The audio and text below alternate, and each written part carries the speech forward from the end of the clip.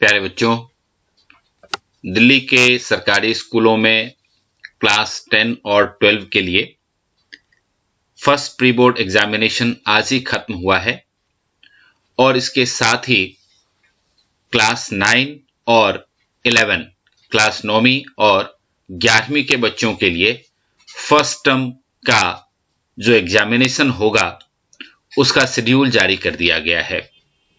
तो आप देख सकते हैं कि एडिशनल डीई एग्जाम की सिग्नेचर से ये शेड्यूल डायरेक्टरेट ऑफ एजुकेशन ने जारी किया है और इसमें फर्स्ट टर्म का जो एग्जामिनेशन होने वाला है क्लास 9 और 11 के लिए उसके जो इंपॉर्टेंट इंस्ट्रक्शंस हैं जो बच्चों को फॉलो करने हैं उसकी जानकारी दी गई है।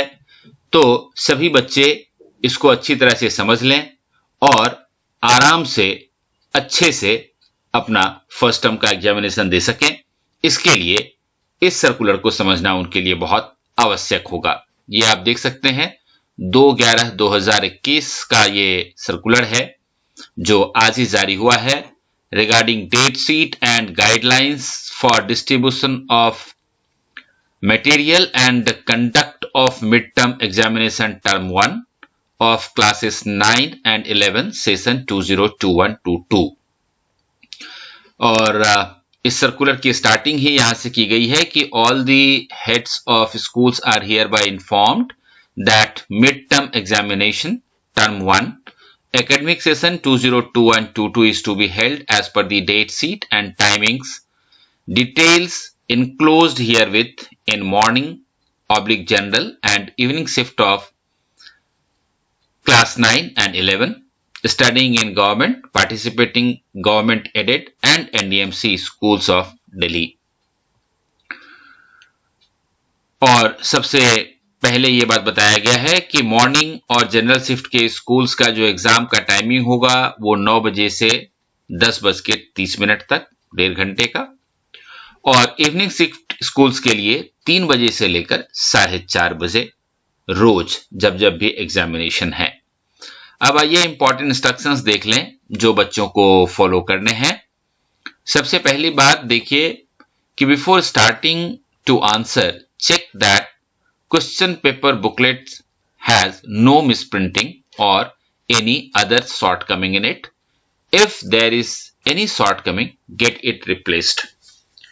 बच्चों को जैसे ही क्वेश्चन बुकलेट मिलता है उनको देखना चाहिए कि उसमें कोई मिसप्रिंटिंग ना हो या ऐसा ना हो कि कोई दूसरी कमी ऐसी है जिसकी वजह से वो प्रॉपर तरीके से एग्जाम ना दे सकते हो। यदि ऐसा कुछ है तो आपके रूम में जो भी टीचर इन्विजिलेशन ड्यूटी पे हैं उनको कमी बताकर बुकलेट चेंज करवा लें। दूसरी इंपॉर्टेंट बात ये कही गई है कि use black/blue ballpoint pen for filling circles of the response sheet in the space provided and to darken the circle. आपको पता है कि इस बार का एमसीक्यू पेपर है और यहां जो आपको ओएमआर सीट मिलेगा उसको भरने के लिए आपको सिर्फ ब्लैक या फिर ब्लू बॉल पॉइंट पेन ही यूज करना चाहिए, जेल पेन भी यूज नहीं करना चाहिए अपने रिस्पॉन्स सीट को भरने के लिए। तीसरी बात यह बताई गई है कि this is multiple choice question exam in which each question is followed by 4 responses A, B, C and D. Your task is to choose the correct best response and mark your response in the response sheet and not in the question paper booklet. ये ध्यान रखिएगा कि आपको अपने answer सिर्फ response sheet में देने हैं, क्वेश्चन पेपर बुकलेट में आंसर नहीं लिखना है। क्योंकि कई बच्चे गलती क्या करते हैं कि क्वेश्चन पेपर बुकलेट में ही ABCD में टिक लगा देते हैं, उनको लगता है कि हो गया। क्वेश्चन पेपर बुकलेट आपको घर ले जाने के लिए होता है, रिस्पॉन्स सीट में आंसर लिख करके आपको अपने स्कूल में जमा करना होता है।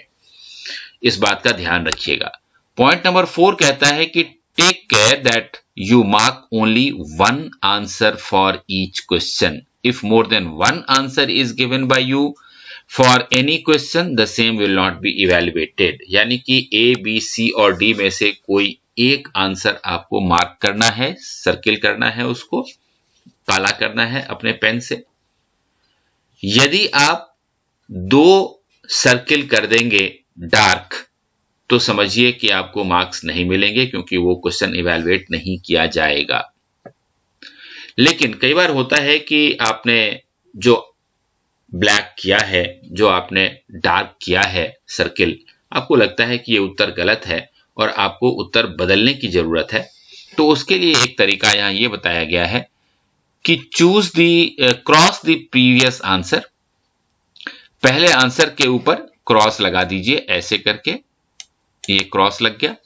इसके बाद draw a circle after option D. D के बाद एक सर्किल ऐसे करके आप खुद बनाइए और write the correct answer A B C D. अब यहां पर मैं आपको ए बी सी डी कुछ भी लिखना है कि आपके हिसाब से क्या आंसर है। सपोज सी आंसर है तो सी लिख दीजिए, ए आंसर है तो ए लिख दीजिए। Do not fill this extra circle. ये जो सर्किल आपने बनाया है उसको डार्क नहीं करना है, उसको भरना नहीं है, इसको फिल नहीं करना। यहां अगर आपका आंसर गलत हो गया है पहले वाला तो कोई बात नहीं, आप चेंज करना चाहते हैं आंसर, तो डी के बाद एक गोला बनाइए और उसमें ए बी सी या डी जो आपको लगता है सही उत्तर है वो लिख दीजिए, तभी आपको इवैल्यूएशन किया जाएगा उस प्रश्न का। और यह भी ध्यान रखिए कि for a particular question answer can be changed only once. आपको सिर्फ एक बार मौका मिलेगा यदि आप आंसर चेंज करना चाहते हैं। यदि आप 2 या 3 बार उस आंसर को चेंज कर देंगे तो फिर आपका वो इनवैलिड हो जाएगा और क्वेश्चन पेपर आपका इवैल्यूएट नहीं होगा। यदि आपको कोई रफ वर्क करना है तो क्वेश्चन बुकलेट के ऊपर जो ब्लैंक स्पेस खाली जगह मौजूद है वहां पर आप कर सकते हैं, और कोई पेपर आपको अपने साथ नहीं रखना चाहिए एग्जामिनेशन के दौरान।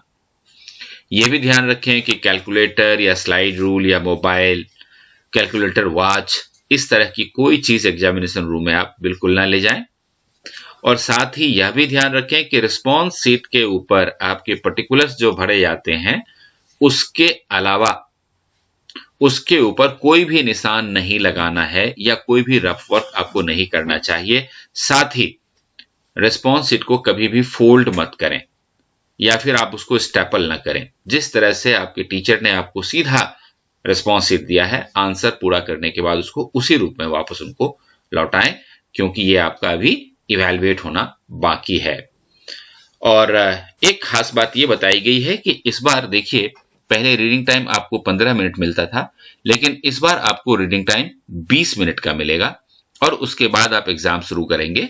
तो इस 20 मिनट में आपके क्वेश्चन बुकलेट को अच्छी तरह से पढ़िए और ये प्लान करिए कि आप किस तरह से अटेम्प्ट करना चाहते हैं आंसर्स, और रिस्पॉन्स शीट में किस तरह से आप अपने आंसर्स फिल करना चाहते हैं।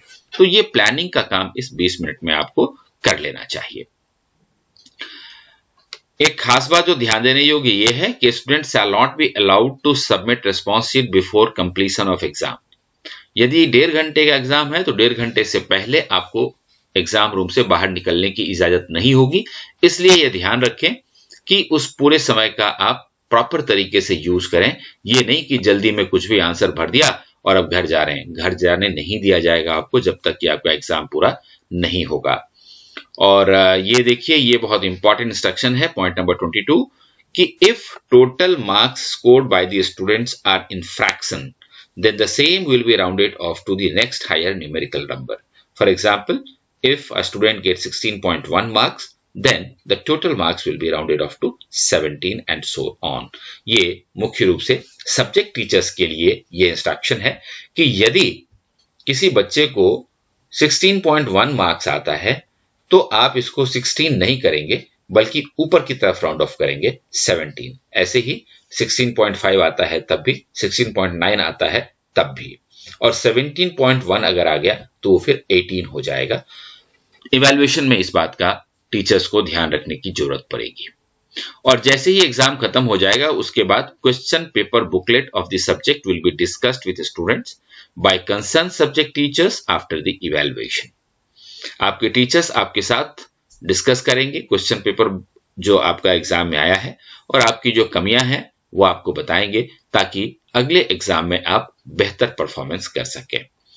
और ये टीचर्स के लिए 24 पॉइंट जो है ये इंस्ट्रक्शन है, कि online link for uploading the name of the subject teachers and entry of marks at subject teacher level on school level will be available from 1 December to 21 December. 1 दिसंबर से 21 दिसंबर तक आप मार्क्स अपलोड कर सकते हैं और 21 दिसंबर के बाद ये बंद हो जाएगा शाम को 5 बजे। इसलिए आपकी कोशिश ये रहनी चाहिए कि 21 दिसंबर से पहले ही आप अपने सारे मार्क्स अपलोड कर लें, ये बहुत जरूरी होगा। और अब देख लेते हैं टाइमिंग्स।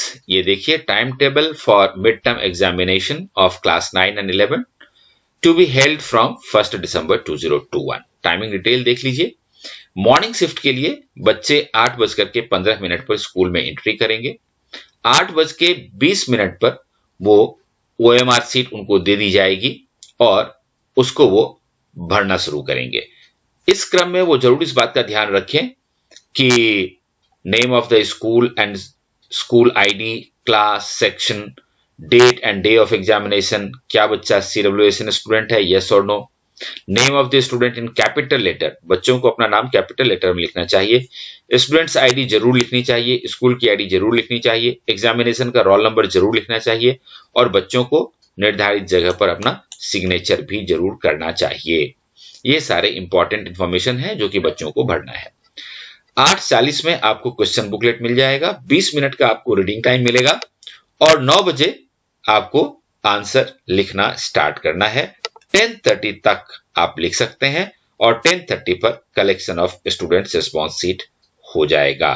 तो ये आपके एग्जामिनेशन का शेड्यूल होगा यदि आप मॉर्निंग या जनरल शिफ्ट स्कूल में पढ़ते हैं। और अब देख लेते हैं कि जो आफ्टरनून में पढ़ते हैं उनका क्या स्थिति रहेगा। तो ये देखिए, आफ्टरनून स्कूल के बच्चों को 2:15 पर एंट्री दी जाएगी, 2:20 पर OMR सीट उनको दे दिया जाएगा, 2:40 पर क्वेश्चन बुकलेट उनको मिल जाएगा जो रीड करना शुरू कर सकते हैं, प्लानिंग शुरू कर सकते हैं। 20 मिनट का रीडिंग टाइम होगा। 3 बजे आंसर लिखने की इजाजत उनको मिल जाएगी। 3 बजे से वो आंसर मार्क करना शुरू कर सकते हैं अपने OMR सीट पर और 4:30 बजे collection of students response sheet, 4:30 बजे आपसे आपका रिस्पॉन्स सीट कलेक्ट कर लिया जाएगा। तो बच्चों, ये पूरा शेड्यूल है, इसको अच्छी तरह से समझ लें और अपने एग्जामिनेशन की अच्छी तैयारी शुरू कर दें। All the best.